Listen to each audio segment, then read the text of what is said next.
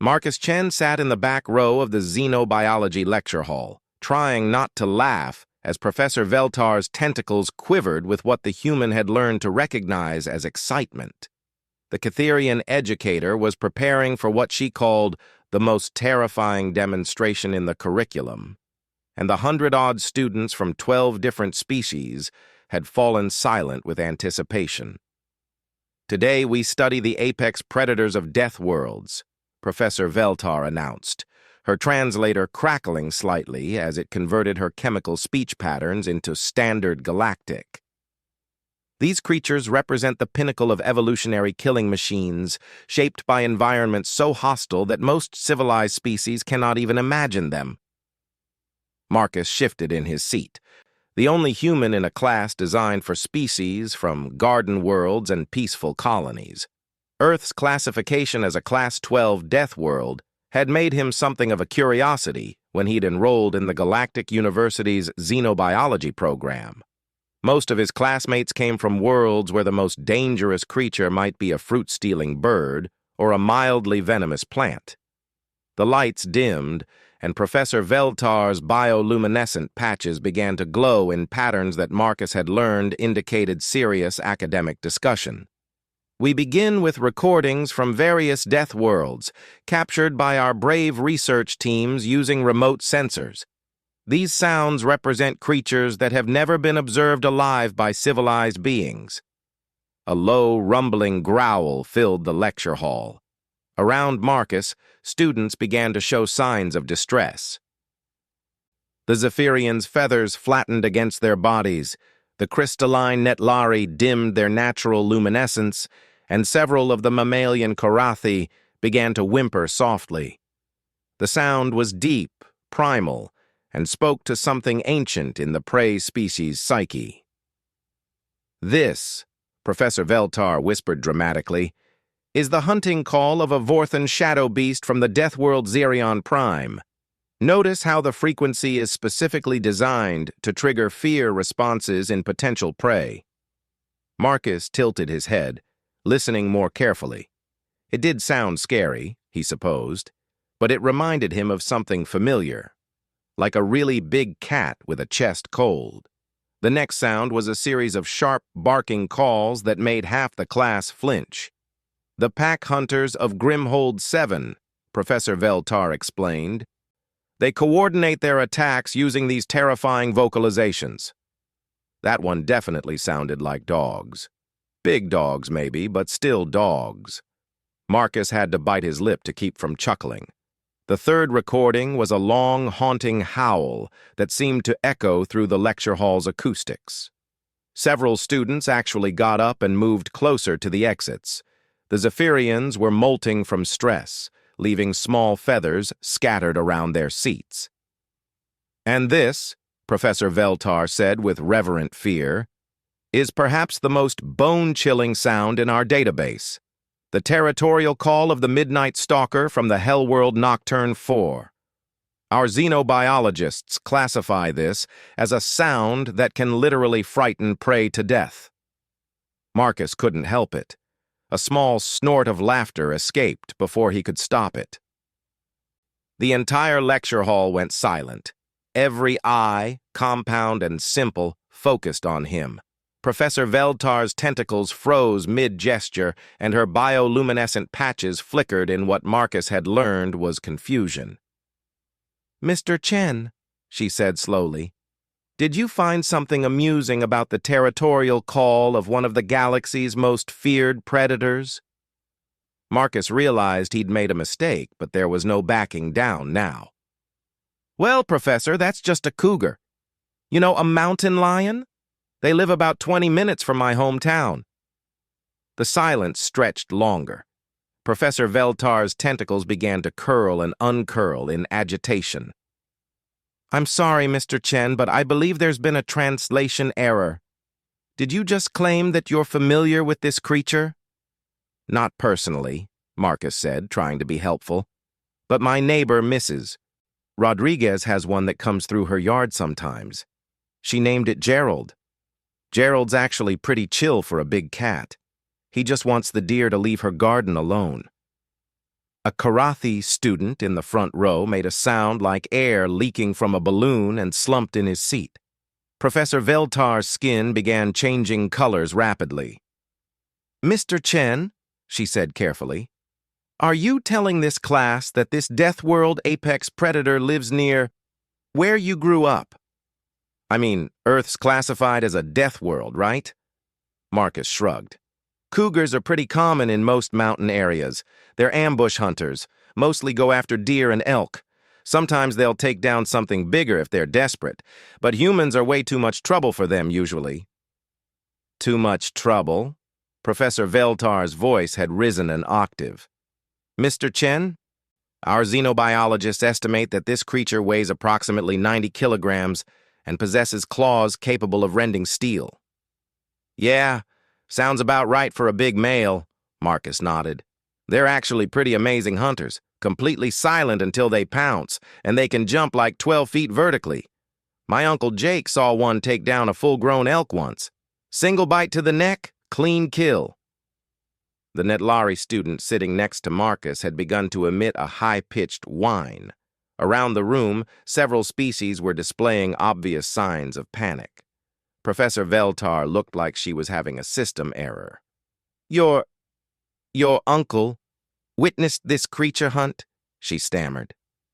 "Well, Uncle Jake's a wildlife photographer, so he sees a lot of cool stuff. He's got some amazing shots of cougars hunting in winter.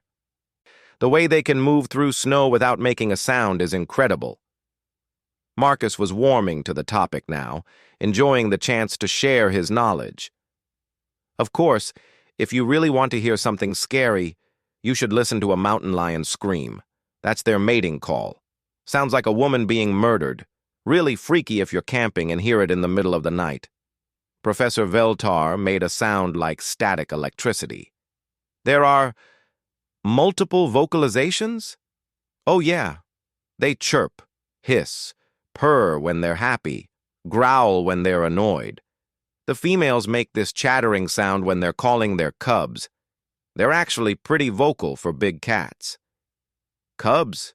The word came out as barely a whisper. "Baby cougars," Marcus explained helpfully. "Born in litters of 2 to 4 usually. Really cute, actually. They look like fuzzy little house cats until they hit about 6 months old." A Zephyrian in the third row made a distressed peeping sound and began molting so rapidly that their seat was covered in feathers. Professor Veltar's tentacles had started twitching uncontrollably. "Mr. Chen," she said slowly, "how many of these cougars exist on your world?" Marcus had to think about that. "I'm not exactly sure of the current numbers. They were endangered for a while, but conservation efforts have been pretty successful. I'd guess maybe 30,000 in North America. They've got a pretty wide range. You can find them from Canada down to the tip of South America." The numbers seemed to hit the class like a physical blow. Several students were now openly hyperventilating, and Professor Veltar's color-changing skin was cycling through what Marcus was pretty sure was the Catherian equivalent of a nervous breakdown. 30,000, she repeated faintly. "That's just the American mountain lion population," Marcus continued, oblivious to the growing panic around him. "If you include all the subspecies, pumas, cougars, mountain lions, panthers, they're basically the same animal with different names, plus the ones in Central and South America, you're probably looking at close to 100,000 worldwide." Professor Veltar's bioluminescent patches began flashing in what Marcus was pretty sure was a distress pattern. Around the room, students were gathering their belongings and edging toward the exits. "And these creatures," Professor Veltar said weakly, "they coexist with your species?" "Well, coexist might be a strong word," Marcus admitted. "They were here first, and we've kind of taken over their habitat. Most of them avoid humans now. You're way more likely to be struck by lightning than attacked by a cougar. They prefer deer." "But attacks do occur?" "Sometimes. Usually when people do something stupid like try to take selfies with cubs, or when a cougar gets old and desperate and decides humans might be easier prey than deer. But even then, if you make yourself look big and make noise, they usually back down. They don't like fights they can't win quickly." Marcus paused, noticing that the lecture hall had grown much quieter. Most of the students had left, and those remaining looked like they were in various stages of shock. "Are you okay, Professor?" he asked. "You look a little pale. Well, more translucent than usual." Professor Veltar's tentacles drooped. "Mr. Chen, I believe this class has been quite educational for all of us, perhaps more than anticipated." "Should I not have mentioned that cougars aren't even close to being the most dangerous predators on Earth?" Marcus asked innocently. The last of the Zephyrians shot out of their seat like a feathered rocket and fled the room. Professor Veltar's skin cycled through several alarming colors before settling on what Marcus had learned was resignation. "Perhaps," she said faintly. "We should save that discussion for another day." Class dismissed. As the remaining students filed out in various states of distress, Marcus gathered his things, wondering why everyone seemed so upset. He'd thought it was nice to share some knowledge about Earth's wildlife for once, instead of just listening to lectures about alien ecosystems he'd never see. He was almost to the door when Professor Veltar called his name. "Mr. Chen," she said, her voice still shaky, "I believe we need to have a discussion about your planet's ecology. Perhaps you could visit my office hours this week." "Sure," Marcus said cheerfully. "I'd be happy to tell you more about Earth's animals. We've got some really interesting species." As he walked out, he could have sworn he heard Professor Veltar make a sound like a deflating balloon, but when he looked back, she was just sitting at her desk, staring at her notes with what looked like existential dread. Marcus shrugged and headed for his next class, wondering what all the fuss was about. Wait until they heard about bears. 3 days later, Marcus found himself sitting across from Professor Veltar in her office, surrounded by floating holographic displays showing various alien creatures. The professor's tentacles were carefully arranged in what he'd learned was her trying to appear calm configuration, but her bioluminescent patches kept flickering in nervous patterns. "Thank you for coming, Mr. Chen," she began, her translator working overtime to convey her carefully controlled tone. "I've been doing some research since our last class, and I must admit I'm finding the results quite disturbing." Marcus shifted uncomfortably in the specially designed chair that accommodated his rigid endoskeleton. "Is this about the cougar thing? I didn't mean to upset anyone." "Actually, it's about everything," Professor Veltar said, activating a holographic display. "I've been reviewing Earth's classification files, and I'm beginning to suspect there may have been some errors in our initial assessment." The display showed a three-dimensional model of Earth, rotating slowly with various data points highlighted in different colors. Marcus had seen similar displays in his planetary geology classes, but this one seemed to have a lot more red warning indicators than usual.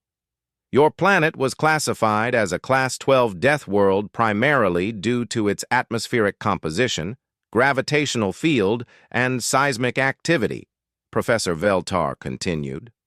"However, our xenobiological assessment was limited." "Limited how?" "We never actually surveyed the native life forms." Professor Veltar's tentacles curled slightly. "The initial survey team took one look at your planet's environmental readings and decided it was too dangerous to land. All subsequent biological data was gathered through long-range sensors and analysis of electromagnetic emissions." Marcus blinked. "You mean you classified Earth's entire ecosystem without ever actually looking at the animals? The radiation levels, the gravitational stress, the atmospheric pressure variations, the tectonic instability," Professor Veltar listed off. "By every reasonable measure, your world should be uninhabitable. We assumed that any life forms that could survive in such conditions would be beyond our ability to safely study." "Huh," Marcus said. "So when you played those recordings in class..." We were playing sounds our deep space monitoring stations picked up from various death worlds, including yours. We had no idea what creatures were making them. Professor Veltar's patches dimmed with what Marcus recognized as embarrassment. After our conversation, I cross-referenced the acoustic signature you identified as a cougar with our Earth observation files. A new hologram appeared, showing audio waveform analysis. The match was perfect, which means that what we've been calling the Midnight Stalker of Nocturne Farfour is actually just one of your planet's common predators. One of the smaller ones, really, Marcus said helpfully. I mean, cougars are impressive, but they're not even close to the top of the food chain. Professor Veltar's color began shifting again. I was afraid you were going to say that. Mr. Chen, would you mind if I played some more recordings? I have several dozen more from Earth, and I'm beginning to suspect our classification system may need some revision. Sure, I'd be happy to help. The first new recording filled the office with a deep, resonant bellow that seemed to vibrate through the floor. Professor Veltar watched Marcus's reaction carefully. That's an elephant, Marcus said immediately. Asian, I think, based on the pitch. They use those calls to communicate over long distances. Really gentle creatures, mostly. Unless you threaten their babies, then they'll absolutely wreck you. Gentle? Professor Veltar's voice cracked slightly. Mr. Chen, our sensors indicate this creature weighs approximately 6,000 kilograms. Yeah, African elephants can get even bigger, like 7,000 or 8,000 kilos for a big bull, but they're herbivores. They just eat plants. Mostly they want to be left alone to hang out with their families and eat grass. Herbivores, Professor Veltar repeated weakly. These massive creatures eat plants. Well, like 300 pounds of plants a day, but yeah, they're actually really smart too. They mourn their dead, use tools, have complex social relationships. Elephants are awesome. Professor Veltar made a note on her floating interface with a shaking tentacle. What about this one? The next sound was a series of explosive exhalations, followed by what sounded like someone gargling gravel. Marcus grinned. Hippo. Those guys are actually pretty dangerous. Kill more people in Africa than any other large animal. They look all cute and chunky, but they're incredibly territorial and have massive jaws. Plus, they can run like 30 miles per hour on land, which is terrifying when you think about it. More dangerous than your cougars? Oh, absolutely. Hippos don't back down from anything. They'll fight crocodiles, lions, boats, whatever. They're basically 4,000-pound water tanks with anger management issues. Professor Veltar's tentacles were now tied in what Marcus was pretty sure were stress knots. And this creature shares habitat with your species? Well, not directly. They live in Africa mostly, but yeah, people live around them. There's actually this hotel in Tanzania where hippos graze on the golf course at night. You just have to be careful not to get between them and the water. The professor played another recording, a deep, rhythmic thumping sound punctuated by explosive snorts. Rhino, Marcus said immediately. Black rhino, I think. They charge at anything that moves. Terrible eyesight, but they make up for it with attitude and a horn that can punch through a car door. Punch through. Mr. Chen, what do you mean by car door? You know, vehicles? Metal transport pods? Rhinos can basically run through anything that isn't reinforced concrete. They're like living battering rams. Professor Veltar activated another hologram, this one showing various Earth creatures with their estimated mass, speed, and weapon capabilities. The display was mostly red warning indicators. I'm beginning to understand why your species developed space travel, she said faintly. You were trying to escape your planet. Actually, we developed it because we were curious about what was out here, Marcus corrected. Earth's really not that bad once you know what to avoid. What to avoid, Professor Veltar repeated.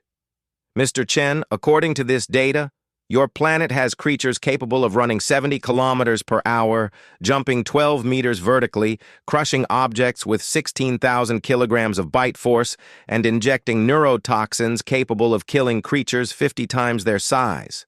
Yeah, that sounds about right. Cheetahs, cougars, crocodiles, and probably some kind of snake or spider. We've got a lot of venomous stuff. A lot of venomous creatures? Well, Australia alone has like 20 of the world's most venomous snakes, plus spiders, jellyfish, blue-ringed octopus, cone snails, stonefish. Marcus was counting on his fingers. Oh, and the platypus has venomous spurs, which is weird because they're mammals. But evolution gets creative sometimes. Professor Veltar's display began showing what Marcus recognized as a stress pattern in her bioluminescent patches. The platypus is venomous? Just the males, and only during breeding season.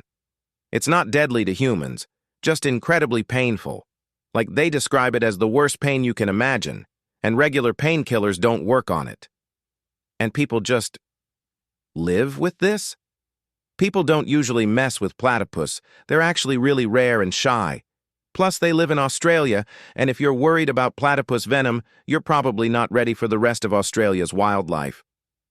Professor Veltar made another note. Her tentacles moving in what Marcus had learned were the Catherian equivalent of frantic scribbling. Tell me about Australia's wildlife. Oh man, where do I start? Saltwater crocodiles that can grow to 20 feet and launch themselves out of the water like missiles. Funnel web spiders that can bite through fingernails.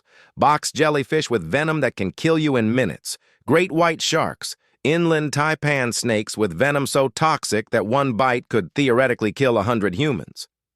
Theoretically? Well, they don't usually bite people. They're really shy and would rather just hide. Most of our dangerous animals are actually pretty chill if you don't bother them. Most of them? I mean, some are just naturally aggressive, like cassowaries. They're these giant flightless birds with claws like daggers and a tendency to kick first and ask questions later, and drop bears, but those are more of a problem for tourists. Professor Veltar's translator made several alarmed beeping sounds. Drop bears? Marcus paused, realizing he might have gotten a little carried away. Actually, drop bears aren't real. That's just something Australians tell tourists to mess with them. Though considering everything else in Australia is real, it says something that people believe it. So these creatures, the cassowaries, the snakes, the spiders, they're all real? Oh yeah. But like I said, most of them would rather avoid humans. We're not their natural prey, and we're big enough to be dangerous. Most animal attacks happen when people do something stupid or accidentally corner something. Professor Veltar was quiet for a long moment, her tentacles moving through what Marcus had learned were complex thought patterns. Mr. Chen, I need to ask you something, and I want you to be completely honest. Okay, in your opinion, how dangerous is a human compared to these other Earth creatures? Marcus had to think about that. Directly? Not very. I mean, humans aren't particularly fast, strong, or well-armed naturally. We don't have claws or venom or anything like that. Professor Veltar's relief was visible in the brightening of her patches. So humans are prey animals that achieved intelligence? Well, not exactly, Marcus said slowly. See, humans are persistence hunters. We're designed to just not stop. Ever. We can track prey for days, weeks even. We sweat, so we don't overheat like most animals. We have incredible endurance. Before we developed weapons, humans would literally chase antelope until they died of exhaustion.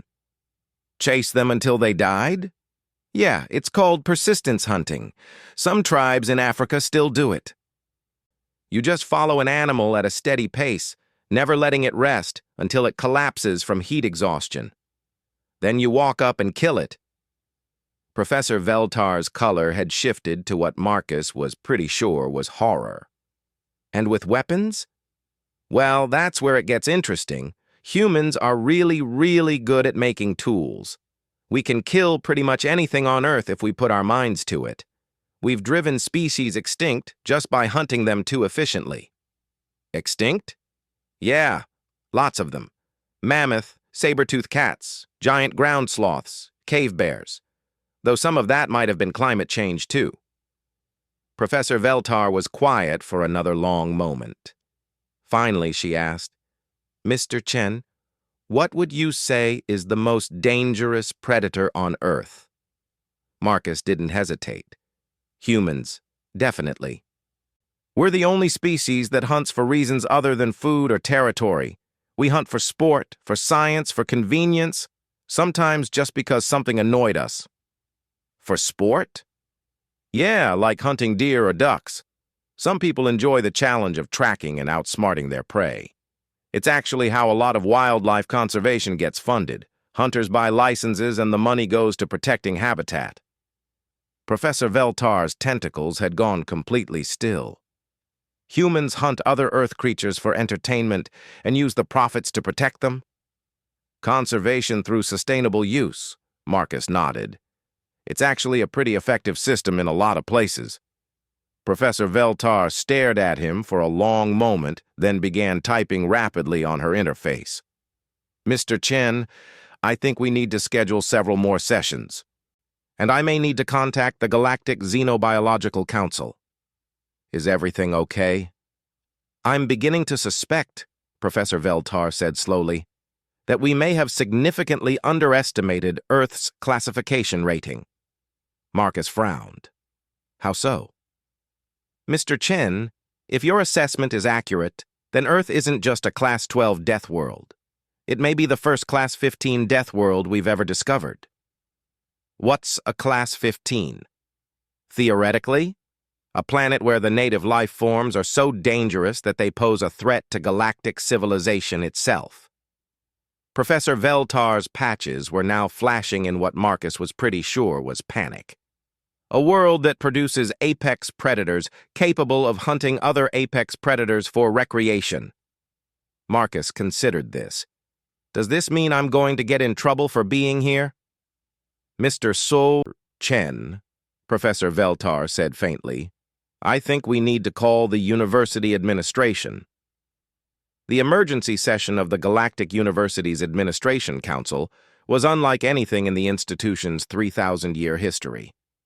The vast chamber, designed to accommodate representatives from 47 different species, buzzed with nervous energy as beings that had never shared the same room tried to process the information Professor Veltar had presented. Marcus sat in a specially designed chair at the center of the chamber, feeling like a specimen under a microscope. Around him, the greatest academic minds in the galaxy whispered, chirped, hummed, and chemically communicated in patterns of barely controlled panic. Chancellor Zixthara, a crystalline being whose species had achieved spaceflight before developing violence, called for order with a melodic chime that resonated through the chamber's acoustics. We are here today to address what Professor Veltar has classified as a potential existential threat to galactic civilization. Marcus raised his hand. Excuse me, but I think there might be some misunderstanding. The entire chamber fell silent. 47 species worth of eyes, sensors, and perception organs focused on him with an intensity that made Marcus wish he'd stayed home and studied agricultural engineering like his parents had wanted. Mr. Chen, Chancellor Zixthara said, her crystalline structure refracting light in patterns that Marcus had learned indicated deep concern. Professor Veltar has informed us that your species hunts apex predators for entertainment. Well, when you put it like that, it sounds kind of bad, Marcus admitted. But it's really not as crazy as it seems. A ripple of what Marcus interpreted as disbelief swept through the chamber. Professor Veltar's tentacles curled tighter around her data tablet. Perhaps, suggested Dr. Morpheus from the philosophy department, his gas cloud form shimmering with intellectual curiosity, Mr. Chen could explain the concept to us in more detail. Marcus looked around the room, trying to figure out how to explain hunting to species that had never developed predation. Okay, so hunting on Earth isn't just about killing things. It's about understanding ecosystems, tracking behavior, testing yourself against nature. Most hunters have deep respect for their prey. You respect the creatures you kill? Asked Professor Quillneth, a bird-like being whose species had evolved from fruit eaters. Absolutely. A good hunter learns everything about their quarry. What they eat, how they move, what they fear, how they think. You have to understand an animal completely to hunt it successfully. That creates a connection. A connection, repeated Chancellor Zixthara slowly. You form emotional bonds with creatures you intend to kill? It sounds weird when you say it like that, but yeah, kind of. Indigenous hunters often performed ceremonies to honor the spirits of animals they killed. Modern hunters usually have stories about the one that got away, prey animals that outsmarted them and earned their respect. The chamber erupted in a cacophony of confused sounds. Marcus waited for it to die down before continuing. Look, hunting shaped human development for hundreds of thousands of years. It taught us patience, strategy, cooperation, tool use. It's not just killing, it's problem-solving at its most fundamental level. But surely, interrupted Professor Veltar, humans don't hunt the most dangerous creatures on your planet. Marcus winced. Actually, some do. There are people who hunt bears, lions, Cape buffalo, leopards. There's even this thing called the Big Five, the most dangerous animals to hunt in Africa. The most dangerous.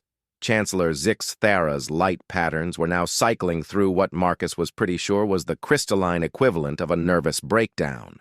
Well, they're called that because they're the most likely to kill you if the hunt goes wrong, Marcus explained. Lions, leopards, elephants, Cape buffalo, and rhinos. They all have the size, speed, weapons, or attitude to turn a hunt around on the hunter.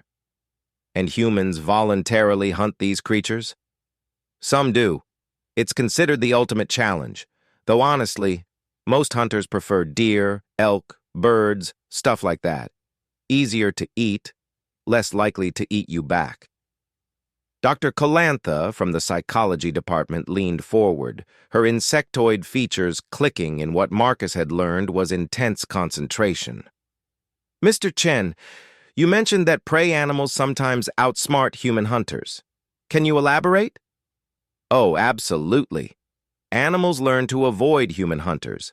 They change their patterns, use different routes, become more cautious. Some species have learned to recognize the sound of hunting equipment from miles away. It's like an evolutionary arms race. Humans develop better hunting technology. Animals develop better anti-hunting behaviors. So these creatures adapt specifically to counter human hunting techniques. All the time. Deer in heavily hunted areas become almost nocturnal during hunting season. Some birds learn to fly higher during migration to avoid hunters. There are fish that won't take bait that other fish of their species have been caught on. Professor Veltar was frantically taking notes. So human hunting pressure has influenced the evolution of other Earth species? Definitely, though that's been going on for thousands of years. Humans and other predators have been shaping each other's evolution forever. Chancellor Zixthara's light patterns were now strobing in what Marcus hoped wasn't panic. Mr. Chen, you keep referring to humans as predators. But earlier you indicated that humans are not particularly dangerous without tools. Right, but that's the thing about humans. We're tool users. We don't need natural weapons because we can make better ones. Better than claws and fangs? Way better. Humans have created weapons that can kill from miles away, tools that can track prey across continents, devices that can see through darkness and detect body heat. When humans really want to hunt something, we're basically unstoppable. The chamber had grown very quiet. Marcus was starting to get the feeling he was making things worse. Of course, he added quickly. Most modern humans don't hunt. It's just a hobby for some people. Most humans get their food from farms and stores. Farms, repeated Dr. Morpheus. You domesticate food sources. Yeah, We've been doing agriculture for like 10,000 years. Way more efficient than hunting.